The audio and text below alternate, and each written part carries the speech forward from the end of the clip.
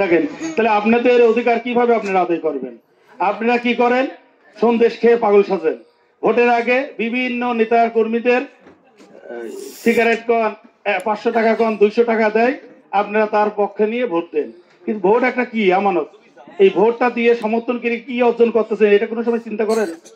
এই জন্য সামনের যে দিনগুলো আছে, আপনারা ইসলামের জয়গান আছে, ইসলামের পক্ষ থেকে একটা ভোট বাক্স থাকবে, যে দলই ইসলামী যে দল থেকে আসুক, আপনারা অনুরোধ এই দলে এই একটা ভোট বাক্স বেছে নিয়ে আপনারা মাঠে ময়দানে কাজ করবেন।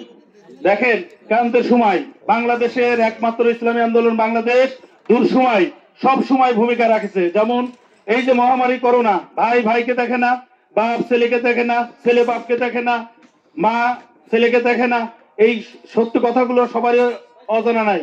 তারপরও দেখবেন ইসলামী আন্দোলন বাংলাদেশ মানে বীর সাহেবের নেতৃত্ব সারা বাংলাদেশে আমাদের খোকসা, আমরা আমি নিজে অংশগ্রহণ করেছি এই করোনা দাফন কাফনে, আমাদের টিম ছিল। তারপরেও এই যে 5 আগস্টে যে ভূমিকা, ছাত্র বৈষম্য আন্দোলনের যে ভূমিকা, সর্বপ্রথম থেকে ব্যানার সহ করে একদম রাজপথে সবচেয়ে একটা দলই ভূমিকা রাখছে, সে হলো ইসলামী আন্দোলন বাংলাদেশ। আর আমরা আজকে কি দেখতেছি? 5 আগস্টের পর বাম ডাম এই সেই হালুয়া রুটি খাওয়া বিভিন্ন অঙ্গ সংগঠন আজকে উপজেলা পরিষদে যে ঘুরঘুর করে, থানা পর্যায়ে যে ঘুরঘুর করে, ওই ঘাট দখল করে, ওই স্কুলের সভাপতি দখল করে, বিভিন্ন কাজে লিপ্ত। আর আমরা আমাদের ইসলামী আন্দোলন বাংলাদেশের অঙ্গ সংগঠনের একটা কর্মী দেখাইতে পারবেন যে কোনো এই খারাপ কাজে লিপ্ত আছে বা অংশগ্রহণ করেছে? কারোর জমি দখল করা, কারোর এই মাথায় বাড়ি দেওয়া, কারোর ভাড়ায় দিয়ে খাটা না, এটা ইসলামী আন্দোলন বাংলাদেশ, এখানে এগুলোর সুযোগ নাই। এই জন্য আপনারা দেখেও না দেখার ভান না করে ইসলামী আন্দোলন অঙ্গ সংগঠনের সাথে যুক্ত হন।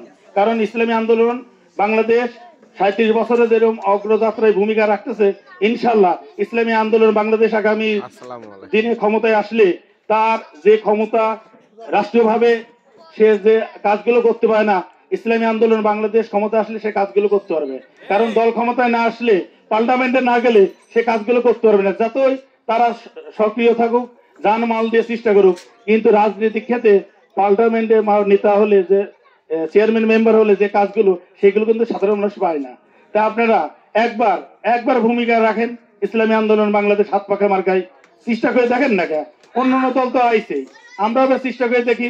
কারণ এখন সাধারণ মানুষ চাই ইসলামী দল, ইসলামী সংগঠনের ভোট দেবে, ইসলামী দলকে সমর্থন করবে, এরকম একটা জয়যোগ আন্দোলন বাংলাদেশ হাত পাখা। সামনে নির্বাচন, এই নির্বাচনে জয়যুক্ত করবেন। আমাদের খোকসা থানা ও কুমারখালী যে প্রার্থী হোক, তার এই প্রার্থীর সাথে থাকবো, জান ও মাল দিয়ে তার সর্বোচ্চ চেষ্টা করে আগামী নির্বাচনে তাকে জয়যুক্ত করব। এই বলে আমার বক্তব্য শেষ করছি। আসসালামু আলাইকুম ওয়া রাহমাতুল্লাহি ওয়া বারাকাতুহু।